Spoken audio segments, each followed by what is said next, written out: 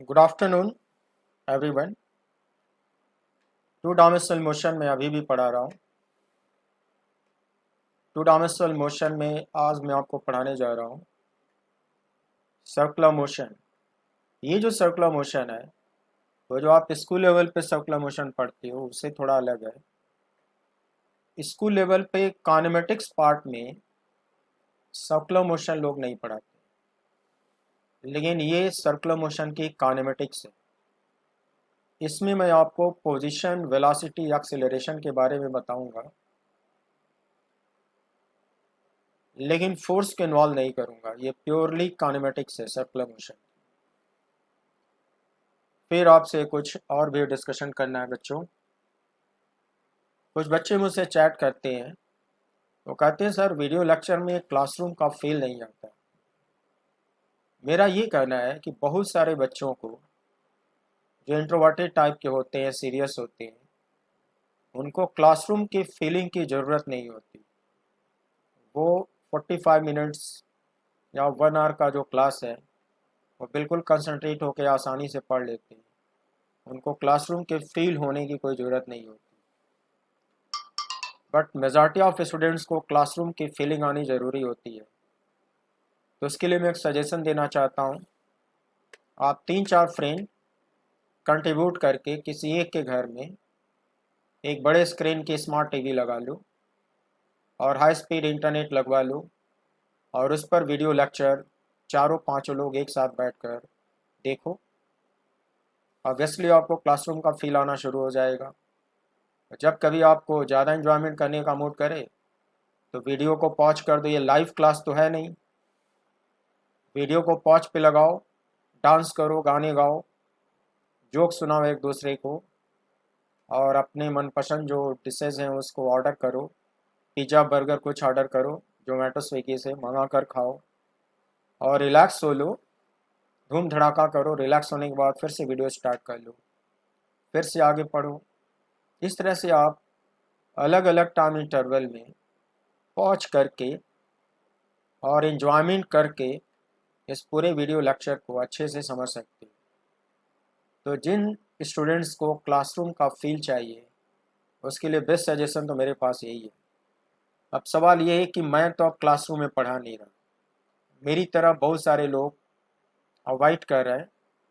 देखो, मुझे कुछ हेल्थ इश्यूज़ हैं, इसलिए कोविड-19 में इन्फेक्शन से मैं बचना चाहता हूँ। मैं थोड़ा एलर्जिक हूँ।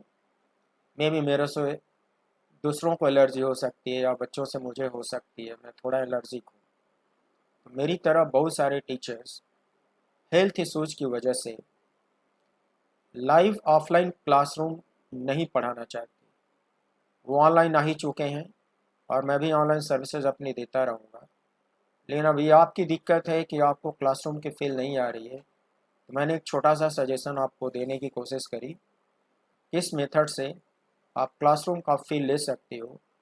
लेकिन आप 3-4-5 बच्चे जिनके आपस में अच्छी ट्यूनिंग बनती हो, वो लोग एक जगह गैदर हो जाओ और एक बड़े स्क्रीन का स्मार्ट टीवी स्क्रीन लगा लो और इस तरह से वीडियो को देखो, बीच बीच में पॉज करो, एंजॉय करो।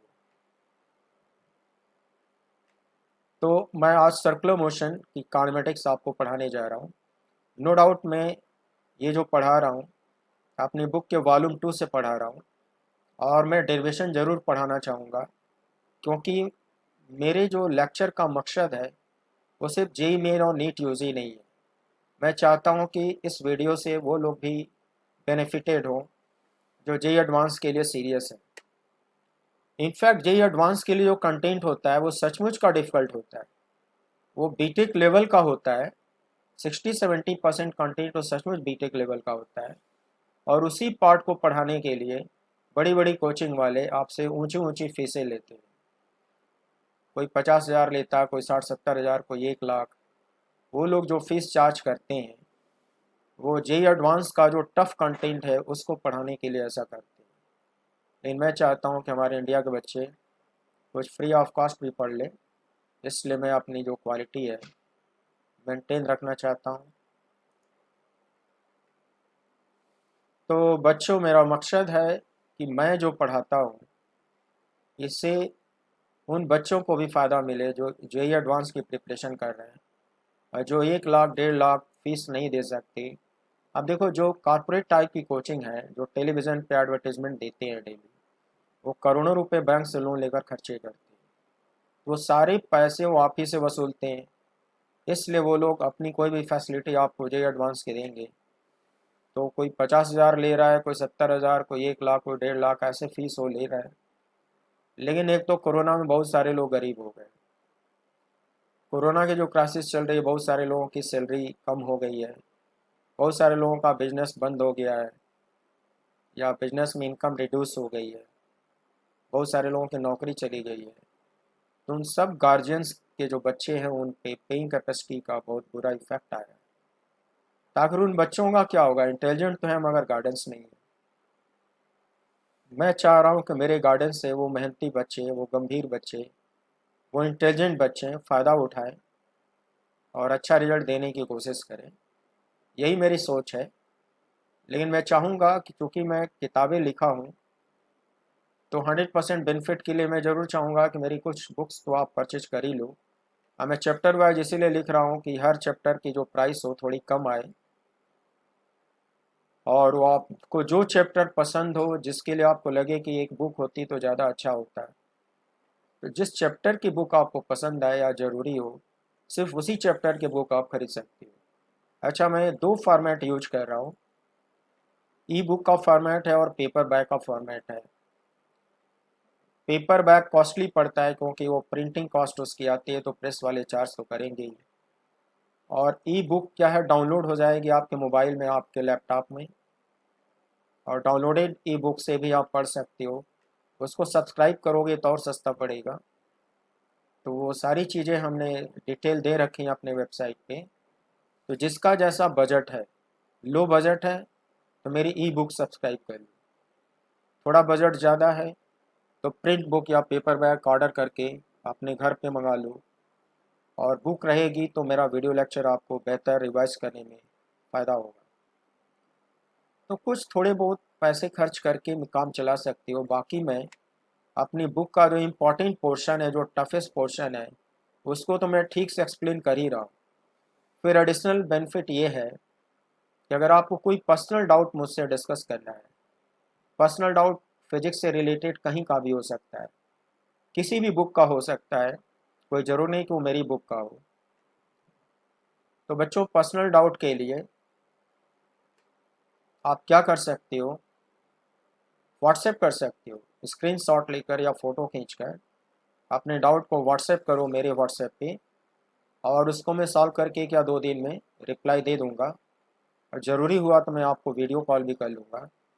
तो इस तरह से मैं आपके कांटेक्ट में बने रहना चाहता हूँ और चाहता हूँ कि आपको मेरे से पूरी तरह से फ़ायदा हो, आधा अधूरा फ़ायदा ना हो जिससे आपको नुकसान हो जाए। सो प्यारे बच्चों, मैं स्टार्ट करता हूँ circular motion and kinematics of circular motion. Circular motion, इस डायग्राम में रेड कलर से एक सर्कल दिखाया हुआ है। ये वही ट्रेजेक्ट्री है जिस पे एक पार्टिकल मूव कर रहा है एंटी क्लॉकवाइज। सेंटर को मैंने ओरिजिन डिफाइन किया, एक रेफरेंस लाइन बनाया ओ ए, और ये हो गया ओरिजिन।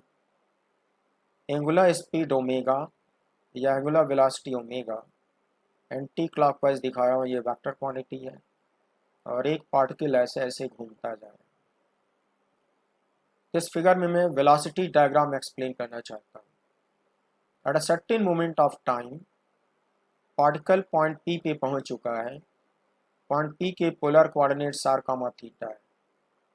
मैं पोलर कोऑर्डिनेट्स का एक एपिसोड ले चुका हूँ, तो जिस बच्चे को पोलर कोऑर्डिनेट्स का आइडिया ना हो, मेरे प्लेलिस्ट में जाकर पोलर कोऑर्डिनेट्स री इन्वेंटेड हेडलाइन होगा, उस पूरे एपिसोड को ठीक से पढ़े तो उसको पोलर कोऑर्डिनेट्स के फंडामेंटल क्लियर हो जाएंगे। पॉइंट पी के पोलर कोऑर्डिनेट्स होंगे आर कामा थीटा। पी को ओरिजिन से ज्वाइन किया, पी के पास टर्मिनल मार्क किया, इसको हम लोग कहते हैं इंस्टेंटेनियस पोजीशन वेक्टर और इंस्टेंटेनियस रेडियस वेक्टर भी कहते हैं।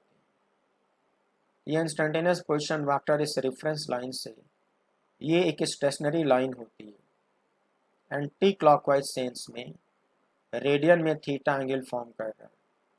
तो वेक्टर आर का मैग्नीट्यूड रेडियल कोऑर्डिनेट होता है, और ये जो थीटा रेडियन में होता है उसको एंगुलर कोऑर्डिनेट बोलते हैं। पोलर कोऑर्डिनेट में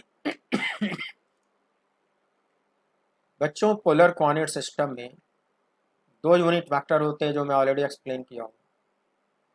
एक होता है radially outward denoted by R cap, और एक होता है एंटी क्लॉकवाइज 90 डिग्री बनाता हुआ एक और यूनिट वेक्टर होता है, इसको लिखते हैं ई थीटा कैप। तो ये जो 90 बना रहा था ऑब्वियसली ये टेंजेंशियल होगा। ई आर कैप और ई थीटा कैप, इनको हम लोग यूनिट वेक्टर बोलते हैं क्योंकि इन दोनों का मैग्नीट्यूड तो 1 होता है, लेकिन ये दोनों यूनिट वेक्टर पार्टिकल के साथ अटैच्ड हैं। जैसे जैसे पार्टिकल मूव करेगा इन दोनों का ओरिएंटेशन भी चेंज होगा। इनका डायरेक्शन चेंज होने की वजह से इनको वेरिएबल वेक्टर कहा गया। जिस वक्त पार्टिकल यहाँ पे आ जाएगा तो तुम्हारा ई आर कैप ऐसे होगा और ई थीटा कैप टेंजेंशियली ऐसे होगा। इन दोनों के डायरेक्शन कंटिन्यूसली चेंज होते हैं, इसलिए बच्चों इनको वेरिएबल यूनिट वेक्टर कहते हैं। ये समय बेसिक आइडिया पहले भी दिया हूँ। हम लोग ये प्रूव कर चुके हैं कि इंस्टेंटेनियस वेलोसिटी जो पार्टिकल का होता है वो ट्रैजेक्टरी के उस पॉइंट पर टैंजेंट के डायरेक्शन में होता है। ये पहले से टेंजेंशियल है, वेलोसिटी वेक्टर भी टेंजेंशियल है, मतलब वेलोसिटी वेक्टर पूरी तरह से ई थीटा कैप के पैरेलल होगा, और रेडियस वेक्टर का जो डायरेक्शन होगा पूरी तरह से ई आर कैप के पैरेलल होगा, और ये एंटी क्लॉकवाइज एंगुलर वेलोसिटी है डिनोटेड बाय ओमेगा। इसके मैग्नीट्यूड को एंगुलर स्पीड कहते हैं, और इसका मैग्नीट्यूड इस वाले थीटा को टाइम के रिस्पेक्ट में डिफ्रेंशिएट करने से मैग्नीट्यूड आता है। बच्चों, ओमेगा का मैग्नीट्यूड होता है D theta by D T, उसको लिखते हैं थीटा डॉट। ये मैंने इस पूरे डायग्राम को एक्सप्लेन किया। अब इसको हम लोग कैसे एक्सप्रेस करेंगे वो सिखाने जा रहा हूँ।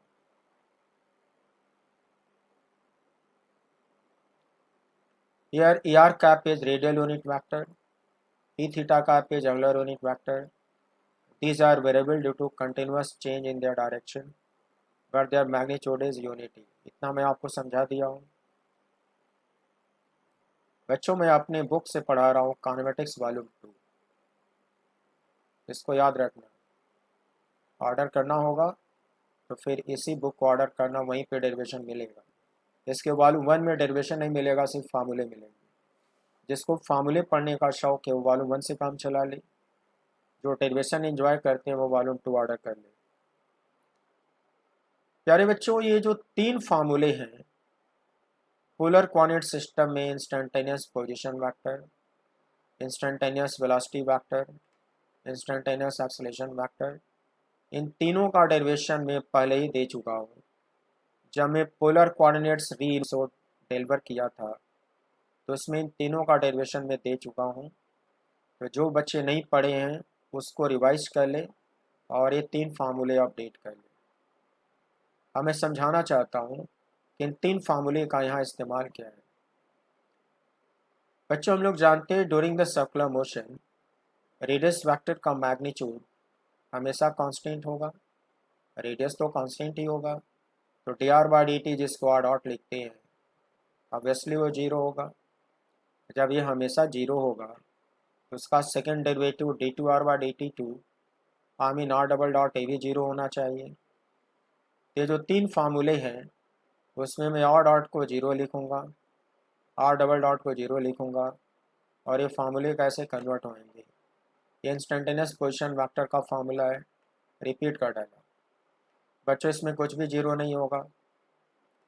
ये इंस्टेंटेनियस वेलोसिटी का फार्मूला है, तभी अभी आप दिखा चुके हो कि इसकी वैल्यू यहाँ पे 0 होएगी। इसको 0 देखो मैंने लिख दिया। सेकेंड टर्म में कुछ भी 0 नहीं होगा,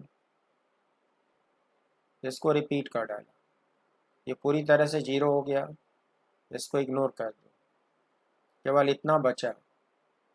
तभी मैं सिखा रहा हूँ कि थीटा डॉट होता है D theta by D T, इसको एंगुलर स्पीड कहते हैं, और ये तो रेडियस ही है। थीटा डॉट को ओमेगा भी लिखते हैं, तो ये हो गया are omega into E theta का। बच्चों आपके डायग्राम में कुछ और बातें जो मैं समझाना चाहता हूँ। वेलोसिटी वेक्टर के फार्मूले को रिपीट किया, थीटा डॉट को ओमेगा लिख डाला। डायग्राम के मुताबिक ओमेगा ये मैग्नीट्यूड है, ये आर का मैग्नीट्यूड है, तो ये तो पूरा पॉजिटिव स्केलर हुआ। तो वेक्टर अलजेब्रा का रूल होता है कि अगर कोएफिशिएंट पॉजिटिव स्केलर है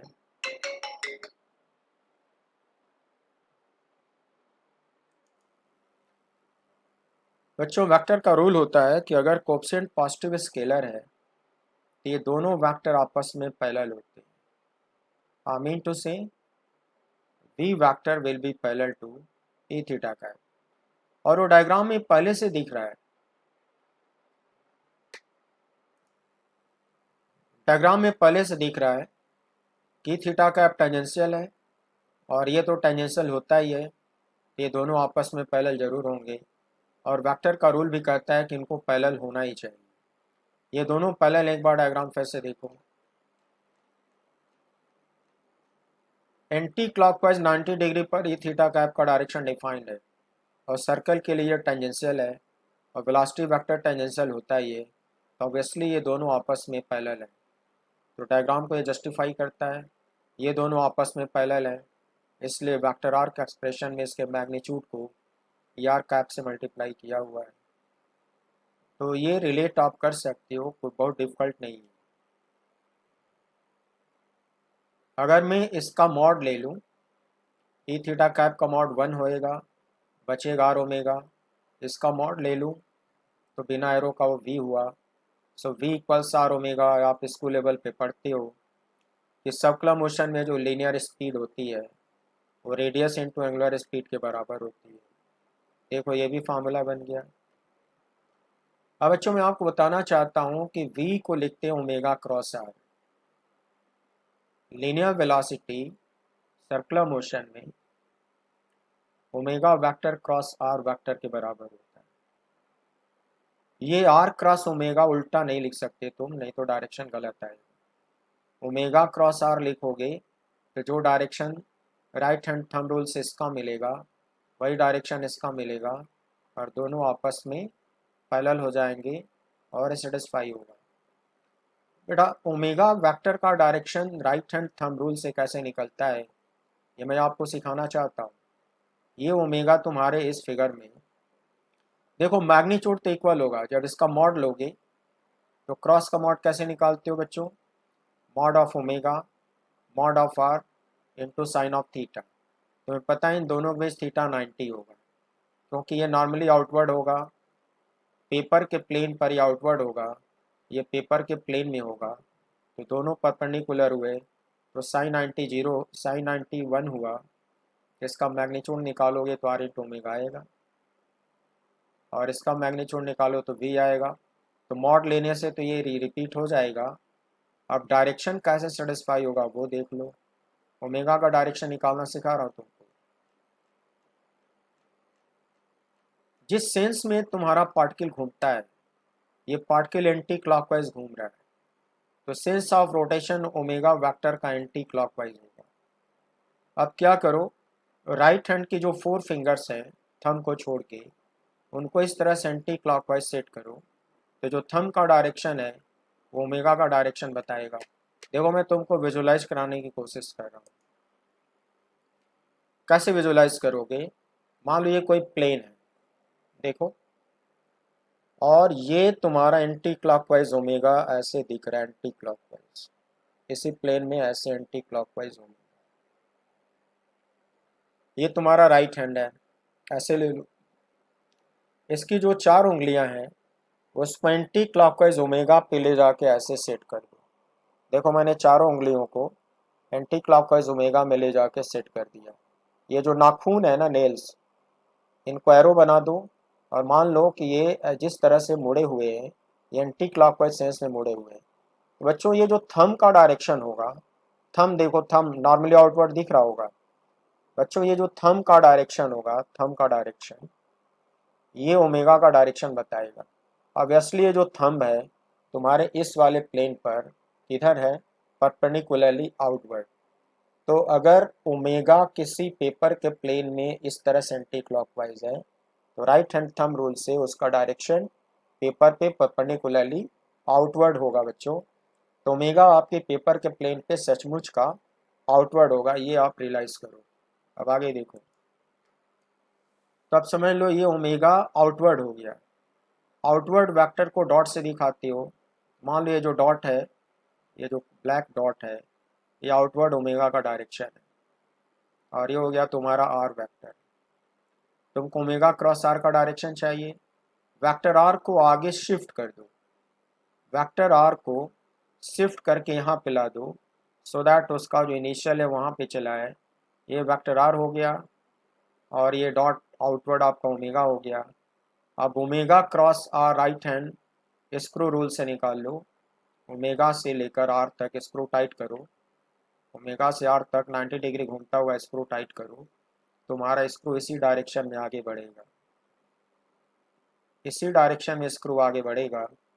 तो ये डायरेक्शन बच्चों ओमेगा क्रॉस आर का डायरेक्शन हुआ और वो पहले से वी के पैरेलल हुआ। तो ये फार्मूला तभी सेटिस्फाई होगा जब आप इसको ओमेगा क्रॉस आर लिखोगे। कुछ बच्चे इसको उल्टा लिखते हैं या गलत सोचते हैं, वो आर क्रॉस ओमेगा लिख देते हैं और समझते हैं कि सही लिखे, नो गलत।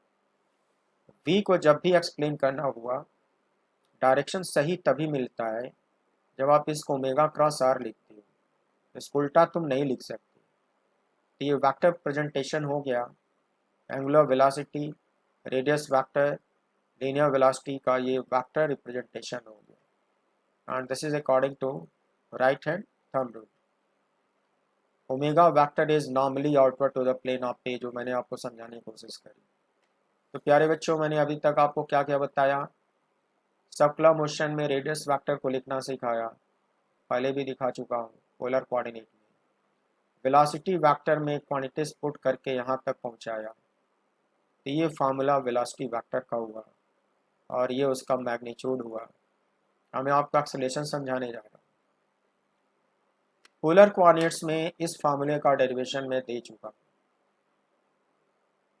अब इसको सर्कुलर मोशन में अप्लाई करने जा रहा हूँ। थोड़ी देर पहले मैंने दिखाया कि आर डबल डॉट जीरो होगा, फिर मैंने दिखाया कि आर डॉट भी जीरो होगा। तो ये वाला टर्म तो जीरो हो गया, ये पहला टर्म जीरो हो गया, मगर ये सेकेंड टर्म बचेगा। थीटा डॉट को मैंने ओमेगा लिख डाला और ये भी फर्स्ट टर्म बचेगा, रिपीट कर डाला। ये जीरो हो गया, ये जीरो हो गया, छोड़ दिया। तो जो यहाँ बचा उसको ऐसे लिख डाला, जो यहाँ पे बचा है उसको ऐसे लिख डाला। अब मैं आपको ये समझाना चाहता हूँ कि इस टर्म को मैंने रिपीट कर डाला। थीटा डबल डॉट का मीनिंग क्या होता है बच्चों, d two theta by D T two. Theta को टाइम टी के रिस्पेक्ट में दो बार डिफ्रेंशिएट करोगे तो थीटा डबल डॉट आता है। थीटा डबल डॉट का दूसरा मतलब होता है D omega by D t. D omega by D T का दूसरा मतलब होता है एंगुलर एक्सेलरेशन अल्फा। इसकी जगह पे आप अल्फा लिख दो, तो ये क्वांटिटी हो गई आर अल्फा इंटू ई थीटा कैप, ये हो गया are omega square into minus E R cap. इस पूरे वेक्टर का सिंबल चेंज कर दो, इस पूरे वेक्टर को ए आर वेक्टर सिंबल दे दो, इस पूरे वेक्टर को ए थीटा वेक्टर सिंबल दे दो, और इन दोनों वेक्टर का रिजल्टेंट वेक्टर ए कहलाएगा। इसको हम लोग कहते हैं total acceleration during circular motion. इसको कहते हैं radial component of total acceleration. इसको कहते हैं angular component of total acceleration. तो बच्चों हमने टोटल एक्सेलरेशन को A R plus A theta के टर्म में कन्वर्ट करना आप सिखाया। अब इसके आगे क्या होता है वो देखो। सर्कुलर मोशन के 2 टाइप्स आप पढ़े हो, non uniform circular motion, B part होगा यूनिफॉर्म सर्कुलर मोशन। बच्चों नॉन यूनिफॉर्म सर्कुलर मोशन की डेफिनेशन क्या पढ़े हो? स्पीड ऑफ रिवॉल्यूशन और angular speed is variable. V R omega क्या होते हैं? वेरिएबल। वेरिएबल का मतलब या तो ये इंक्रीज हो रहे होंगे या तो डिक्रीज हो रहे होंगे। वेरिएबल होने पर उसको हम लोग कहते हैं non uniform circular motion. But किसी भी सर्कुलर मोशन में रेडियस जो होता है वो तो कांस्टेंट होता ही है। देन वी गेट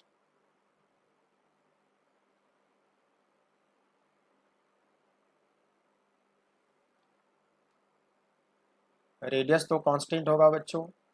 मैं यहाँ पे 2 केस बनाया नॉन यूनिफॉर्म सर्कुलर मोशन में, एक्सेलेरेशन डायग्राम समझाना चाहता हूँ। 2 केस बनाए। केस 1 में इन दोनों को मैंने इंक्रीजिंग दिखाया है। मैंने मान लिया है कि वी और ओमेगा बढ़ते जा रहे हैं। केस बी में मैंने वी और ओमेगा को डिक्रीजिंग दिखाया है।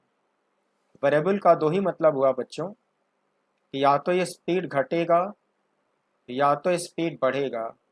2 ही मतलब हुआ, कांस्टेंट तो नहीं होगा। तो मैं इस डायग्राम को एक्सप्लेन करने जा रहा हूँ, देखो अच्छे से समझना। We have already done that v vector equals this, v vector is parallel to theta cap and v equals r omega and v equals omega cross r। ये सब हम लोग कर चुके हैं और ये भी कर चुके हैं omega vector is normally outward to the plane of the page. आज हम लोग एक्सेलरेशन पे फोकस करने जा रहे हैं। थोड़ी देर पहले मैंने एक्सेलरेशन का ये भी एक्सप्रेशन समझाया आपको, इसको लिखा इक्वेशन नंबर 3। फिर इसको 2 पार्ट में कन्वर्ट किया। इस माइनस को मैं इसके साथ भी ले सकता हूँ, लगा दिया, रिपीट कर दिया, रिपीट किया, रिपीट किया। प्यारे बच्चों ये जो रेडियल कंपोनेंट ऑफ एक्सेलेरेशन होता है इसके 2 और डेफिनेशंस होते हैं। इसको एसी भी लिखते हैं, इसको एन भी लिखते हैं। इसको पढ़ते रेडियल एक्सेलरेशन, इसको पढ़ते सेंट्रीपेटल एक्सेलरेशन, इसको पढ़ते नॉर्मल एक्सेलरेशन। बच्चों टर्म्स तो 3 होते हैं मगर तीनों का मीनिंग सेम होता है। रेडियल एक्सेलरेशन, सेंट्रीपेटल एक्सेलरेशन या नॉर्मल एक्सेलरेशन। इसी क्वांटिटी को 3 अलग अलग टर्म्स से एड्रेस करते हैं और डिफाइन करते हैं। इन तीनों का यही मतलब हुआ। और प्यारे बच्चों ये एंगुलर कंपोनेंट है। एंगुलर कंपोनेंट ए थीटा को एक और सिंबल से डिनोट करते हैं एटी वेक्टर। इसको हम लोग रीड करते हैं टेंजेंशियल एक्सेलरेशन और इसको कहते हैं angular component of total acceleration. इसकी तुलना में ये वाला टर्म ज़्यादा पॉपुलर है, या तो ये थीटा लिखो या एटी लिखो। और ये टेंजेंशियल एक्सेलरेशन बच्चों क्यों कहते हैं? क्योंकि इसका जो फार्मूला यहाँ से मिलेगा कुछ ऐसा मिलेगा, और अगर ये पॉजिटिव स्केलर है तो ये दोनों वेक्टर पैरेलल होंगे। तुम अच्छे से जानते हो कि ये टेंजेंशियल है ही है। डायग्राम में टेंजेंशियल दिख रहा था तो उसी के डायरेक्शन में ये भी होगा, ये भी तो टेंजेंशियल होना ही चाहिए ना। इसलिए ए थीटा को एटी भी लिखने का प्रोविजन है। अब जरा हम लोग इनके डायरेक्शन को डिस्कस करें। यहाँ से करता हूँ, यह है तुम्हारा ए आर, ए सी और ए, ऐसे कंपेयर करो। वेक्टर का रूल होता है बच्चों कि अगर कोएफिशिएंट पॉजिटिव स्केलर है तो ये दोनों वेक्टर आपस में पैरेलल होंगे। ये वेक्टर में मैं सिखाता हूँ, जो जानते हैं अच्छी बात है, जो नहीं जानते उनको मैं पढ़ा दूंगा। ये दोनों आपस में पैरेलल होंगे। आई मीन इन तीनों में से हर एक माइनस आर कैप के पैरेलल होगा। माइनस लगने से ये वेक्टर उल्टा हो जाता है।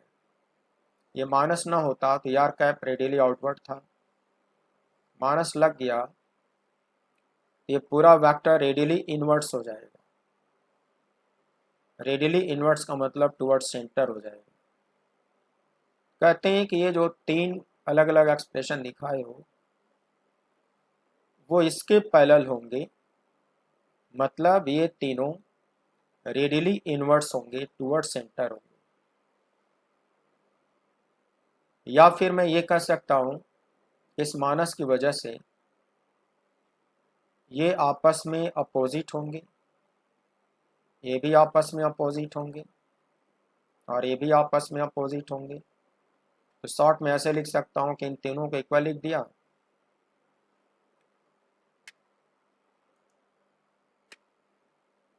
इनको आपस में इक्वल लिख दिया और anti parallel to are cap लिख दिया। एंटी पैरेलल का मतलब अपोजिट।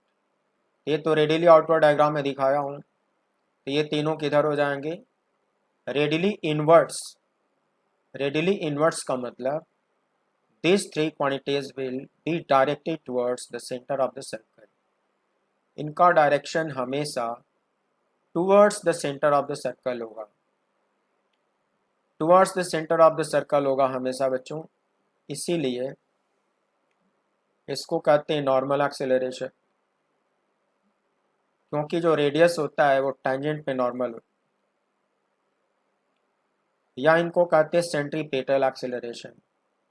सेंट्रीपेटल का मतलब जो सेंटर की तरफ होता है।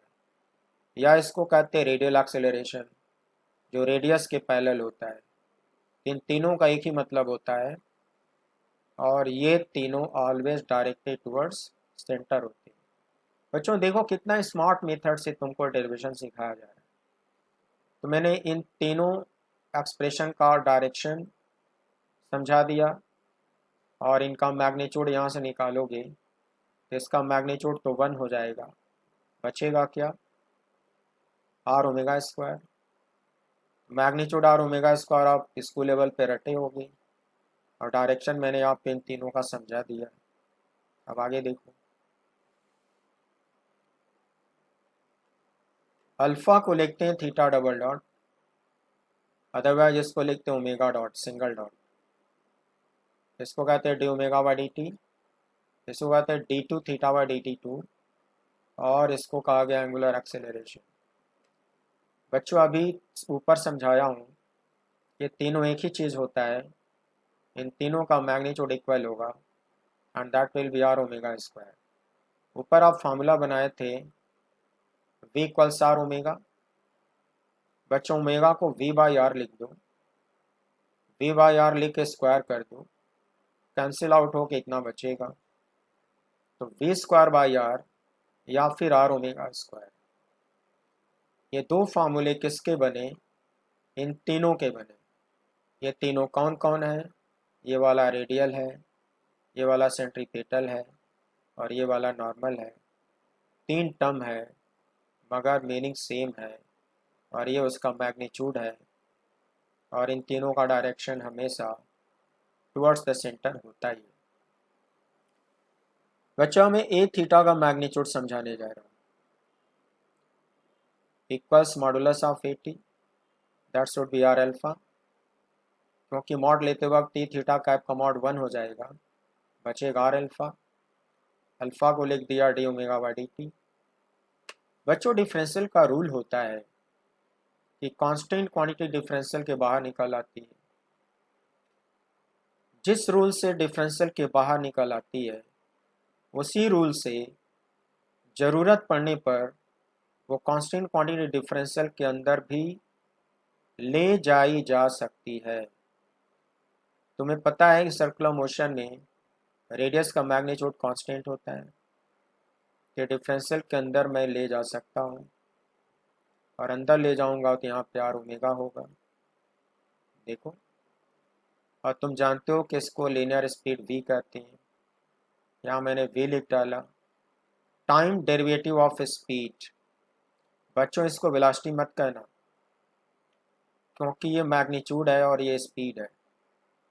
तो लीनियर स्पीड का टाइम डेरिवेटिव बच्चों क्या कहलाएगा? मैग्नीट्यूड ऑफ टेंजेंशियल एक्सेलरेशन, यार magnitude of angular component of total acceleration. T का मॉड रख लो बच्चों, क्या आता है? डी बाई डी टी आता है। प्रीवियस एपिसोड्स में सिखाया हूँ, स्पीड को लिखते हैं d s by D t, d s by D t. तो d s by D t लिख के एक बार और डिफ्रेंशिएट करो, तो सेकेंड डेरिवेटिव हो गया। तो टेंजेंशियल एक्सेलरेशन का मैग्नीट्यूड ऐसे लिख सकते हो, वी पे सिंगल डॉट या फिर एस पे डबल डॉट। भूल मत जाना बच्चों, एक फार्मूला ये था, दूसरा फार्मूला ये था, तीसरा फार्मूला ये था, डॉट का एक्सप्रेशन ये था, जैसे tangential acceleration. Hence the magnitude of total acceleration. मैं समझा चुका हूं कि एन और ए टी कंपोनेंट होते हैं और उन दोनों कंपोनेंट का ये रिजल्टेंट होता है। रिजल्टेंट को टोटल या नेट एक्सेलरेशन कहते हैं। ये भी समझा दिया हूँ कि ये दोनों आपस में परपेंडिकुलर होते हैं, तो इनका रिजल्टेंट का मैग्नीट्यूड निकालते वक्त पैरेललोग्राम लॉ यूज करोगे। पैरेललोग्राम लॉ में पढ़ते हो under root mod A T square plus mod N square plus 2 into mod 80 mod N cos theta. बच्चों थीटा की वैल्यू 90 आएगी, कॉस 90 जीरो होएगा, तीसरा टर्म जीरो हो जाएगा, यही दोनों बचेंगे। 80 का मॉड इतना दिखा चुके हो, एन का मॉड इतना दिखा चुके हो, न्यूमेरिकल में ज़रूरत पड़ने पे रख लेना और इसको सॉल्व करके टोटल एक्सेलरेशन का मॉड निकाल लेना। हम यहाँ आपको tan फाई बताने जा रहा हूँ। tan फाई जरा इस डायग्राम में देखो।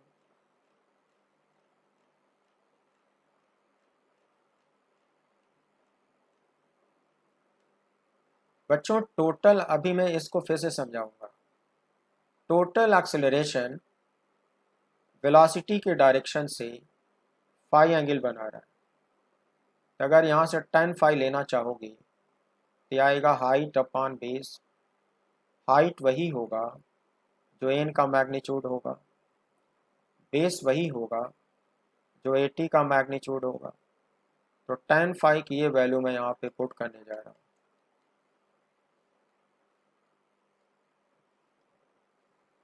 tan phi mod N upon mod 80। Mod N का एक फार्मूला ये था, मॉड 80 का एक फार्मूला ये था, रेडियस हो जाएगा कैंसिल, ये बचेगा। फाई को tan इनवर्स में इतना लिख सकती हूँ। प्यारे बच्चों यहाँ दो केस बना रहा हूँ। तुम्हें याद होगा कि 80 का ये फार्मूला डिराइव होके आया था और अल्फ़ा को ऐसे लिखा गया था। लेकिन बच्चों हमारे पास नॉन यूनिफॉर्म सर्कुलर मोशन के दो केस होते हैं, या तो ओमेगा बढ़ता है या तो ओमेगा घटता है। So if omega increases then D omega will be positive. मान लो कि ओमेगा बढ़ता जा रहा है। इसका रियल एग्जांपल बच्चों, जब अपने घरों में फ़ैन को स्विच ऑन करते हो तो उसका एंगुलर स्पीड शुरू में कुछ देर तक बढ़ता है, उसके बाद फिर कांस्टेंट हो जाता है। तो जिस इंटरवल में वो बढ़ रहा होगा उस इंटरवल में ये पॉजिटिव आएगा। मालूम क्यों? डी ओमेगा को कहते हैं small change in omega. Definition होता है omega 2 minus omega 1। Omega 2 is always more than omega 1। इसका डिफरेंस का साइन पॉजिटिव जरूर होगा, तो डी ओमेगा पॉजिटिव जरूर होगा। ये जब पॉजिटिव होगा, डी टी हमेशा पॉजिटिव होता है, ये मैं बहुत पहले समझाया हूँ। पूरा रेशियो पॉजिटिव होगा, फिर अल्फ़ा भी पॉजिटिव होगा। तो प्यारे बच्चों आप यहाँ पे फिर से आ जाओ। अगर ये क्वांटिटी पॉजिटिव स्केलर होएगी तो ये दोनों आपस में पैरेलल होंगे। A T vector E theta cap के पैरेलल होगा। अब याद करो कि जब भी ओमेगा इंक्रीजिंग होगा तो ये दोनों पैरेलल होंगे। पैरेलल होंगी, और ये वेलोसिटी के पैरेलल था, इसका मतलब AT भी वेलोसिटी के पैरेलल होगा। ये बेटा केस 1 हो गया। इसको लर्न करो, ऊपर फिर ले चलूँगा। जब भी ओमेगा बढ़ेगा AT वेक्टर वेलोसिटी वेक्टर के पैरेलल होगा। एक केस और बना लो, फिर से फॉर्मूला लिख डालो, इसको फिर से लिख डालो। अब यहाँ पे लिखने जा रहे ओमेगा डिक्रीजेस, तो डी ओमेगा नेगेटिव होगा। ये होता है ओमेगा 2 माइनस ओमेगा 1, तो omega 2 will be less than omega 1, क्योंकि ये घटता जा रहा है। तो ओमेगा 2 माइनस ओमेगा 1 का साइन नेगेटिव आएगा, तो डी ओमेगा का साइन भी नेगेटिव आएगा। तो ये तो हो गया नेगेटिव, और ये हमेशा रहता है पॉजिटिव, तो ये रेशियो रह गया नेगेटिव, अल्फा हो जाएगा नेगेटिव। बच्चों दिखता नहीं है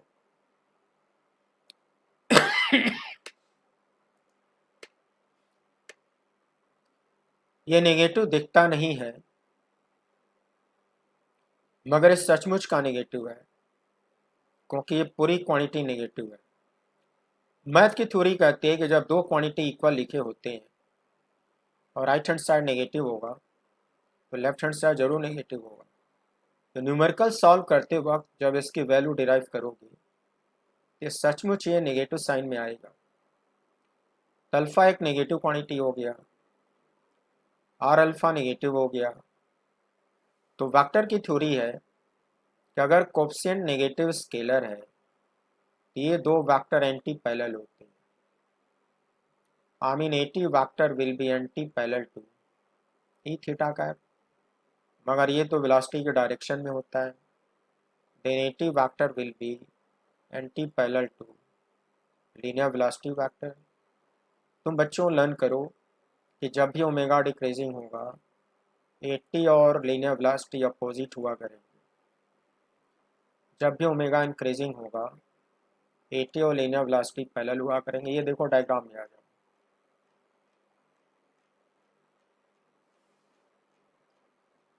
इस एक्सेलेरेशन डायग्राम में यही समझाया गया है। V और omega increases, they will be parallel. तो ये ई थीटा का है, और V तो पैरेलल होते ही हैं। आप जो AT वेक्टर दिखाओगे बच्चों, वो V के पैरेलल दिखाओगे, और ये एन सेंटर की तरफ होता ही है। पैरेललोग्राम बना लो। पैरेललोग्राम बना के जो डायगोनल होगा वो बच्चों क्या देगा, ये रिजल्टेंट देगा। इसी को टोटल एक्सेलरेशन बोलते हैं।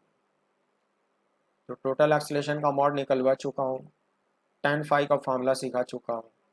तो tan फाई आएगा mod N upon mod AT। Second case बच्चों, if V or omega decreases, so these two will be opposite। तो ये तो रेडियल होता ही है, ये एंटी क्लॉकवाइज 90 डिग्री पे होता ही है, वेलोसिटी उसके पैरेलल होता ही है। लेकिन जो AT दिखाओगे बच्चों, वो इसका अपोजिट दिखाओगे। देखो एन हमेशा सेंटर की तरफ होता है, ये मैं समझा चुका हूँ। एन और AT दो कंपोनेंट कहलाते हैं। इन दोनों को लेते हुए एक पैरेललोग्राम ऐसे बना लो। ये जो डायगोनल होगा, ये AT और एन का रिजल्टेंट देगा। रिजल्टेंट का मतलब total acceleration, I mean net acceleration. ये जो टोटल है बच्चों, वो AT के साथ फाई एंगल बना रहा है। लेकिन बच्चों आपसे ये कोई पूछे कि इस वाली सिचुएशन में AT वेक्टर और V वेक्टर के बीच में बनने वाला एंगल कितना होगा। डायग्राम देखो बच्चों, ये ऑब्ट्यूस है ना, और डेफिनेटली इसको आप 180 माइनस फाई कहोगे। ये 180 माइनस फाई होगा, ऑब्ट्यूस होगा, मोर देन 90 होगा, और ऐसी सिचुएशन होगी। तो फाई निकालने के लिए tan फाई इस वाले ट्रायंगल में ले लो, होगा हाइट अपॉन बेस। बच्चों इसकी हाइट बोलो, अगेन मॉड एन, बेस बोलो, अगेन मॉड AT। इस tan phi को निकालने के लिए mod n अपान mod 80 फार्मूला यूज कर लोगे, और अगर ये एंगल पूछा जाएगा तो आंसर क्या लिखोगे, 180 माइनस फाइव, इज इट। चलो, तो ये डायग्राम मैंने समझा दिया आपको, 2 केस बना दिया। थोड़ा कंसंट्रेट करोगे सब समझ में आता है, डर के भागना नहीं, एकदम नहीं डरना, और ये सीख लोगे तो हर क्लासेस में एंजॉय करोगे, हीरो रहोगे। सेमेस्टर एग्जाम पास करना तुम्हारे लिए दाएं हाथ का खेल होगा, तुम्हें टेंशन बिल्कुल नहीं होएगी, और जे एडवांस में तो ऐसे ही बहुत ज़्यादा समझ में आएगा। ये दोनों केस मैंने समझा दिया। बी पार्ट होता है यूनिफॉर्म सर्कुलर मोशन। फैन को स्विच ऑन करने के थोड़ी देर के बाद फैन की स्पीड, रेगुलर स्पीड कांस्टेंट हो जाती है। जब v कांस्टेंट हो जाएगा तो लीनियर स्पीड भी कांस्टेंट हो जाएगा, प्रोवाइडेड आपके घर में वोल्टेज में फ्लक्चुएशन ना हो। ये दोनों क्वांटिटी कांस्टेंट हो जाएंगे। अच्छा, r तो कांस्टेंट रहता ही है, और ये दोनों कांस्टेंट अगर होंगे तो उसको कहा जाएगा यूनिफॉर्म सर्कुलर मोशन। प्यारे बच्चों, जो आपका स्कूल का सिलेबस है उसमें बस बी पार्ट ही पढ़ाया जाता है। ये जो ऊपर वाला ए पार्ट है ये आपके 11th के सिलेबस में था ही नहीं, इसको कोई टीचर पढ़ाता ही नहीं। स्कूल वाले बस यही पढ़ाते हैं क्योंकि ये आसान होता है। कंपटीशन में दोनों होता है। मैं ज़रा इस पे आता हूँ। ऊपर ये डेरिवेशन सिखा चुका हूँ कि वेक्टर आर को ऐसे लिखते हैं, वेलोसिटी वेक्टर को ऐसे लिखते हैं, ओमेगा क्रॉस आर ऐसे लिखते हैं, मैग्नीट्यूड लेने पर ऐसे लिखते हैं, वेक्टर ए को इस तरह से दिखाते हैं। लेकिन अभी अभी आपने क्या सीखा, यूनिफॉर्म सर्कुलर मोशन में v क्या होगा, कांस्टेंट। बच्चों, ऊपर आपको सिखाया हूँ कि मॉड 80 का एक फार्मूला होता है dv/dt। याद रखना ये स्पीड था। जब dv/dt को मॉड 80 कहते हैं और v यहाँ पे कांस्टेंट है तो डिफरेंशियल तो जीरो होएगा। आमीन यूनिफॉर्म सर्कुलर मोशन में टेंजेंशियल एक्सेलरेशन का पार्ट क्या हो गया, zero, because v is constant. तो जब इन दोनों में से ये वाला जीरो हो गया फिर ये दोनों इक्वल होंगे। बोलो बच्चों, इसका मतलब जो एन वेक्टर होगा वही टोटल एक्सेलरेशन होगा। तुम्हें पता है कि हमेशा सेंटर की तरफ होगा, तो फिर ये भी हमेशा सेंटर की तरफ होगा। यूनिफॉर्म सर्कुलर मोशन में बच्चों आपको ये सिखाया जाता है कि टोटल एक्सेलरेशन हमेशा सेंटर की तरफ ही होता है, क्योंकि ये आपस में इक्वल होते हैं। इक्वल क्यों होते हैं, क्योंकि ये वाला क्या हो गया, जीरो। अब रेन का ये फार्मूला ऊपर बना चुके हो, रिपीट कर डालो। 80 जीरो प्रूफ कर चुके हो, लिख डालो। इसको फिर से रिपीट कर डालो। ये नेगेटिव स्केलर है, तो वेक्टर ए का direction anti parallel to are cap, vector a anti parallel to are cap. ये रेडियली आउटवर्ड होता है, तो ये किधर होगा, रेडियली इनवर्ट्स होगा। Means what, towards the centre. तो during the uniform circular motion total acceleration vector is always towards the center, and vector A is nothing but exactly equal to n. Got it? Exactly equal to n and always directed towards center. देखो इसका diagram ऐसे बनेगा, acceleration diagram बना के दिखाया हूँ। v or omega remains constant, so vector A is directed towards center. Omega anti-clockwise, no problem. Velocity vector always tangential, no problem. And velocity vector is perpendicular to ER cap. So this will also be equal to 90. Means what? During the uniform circular motion velocity vector and acceleration vector they are always perpendicular।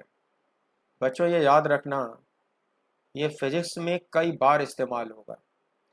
Derivation मैंने सिखा दिया, लेकिन conditions तुमको learn होने चाहिए। Uniform circular motion में total acceleration और velocity हमेशा 90 बनाएंगे, परपेंडिकुलर होंगे, और ये वही होगा जो नॉर्मल एक्सलेशन होगा।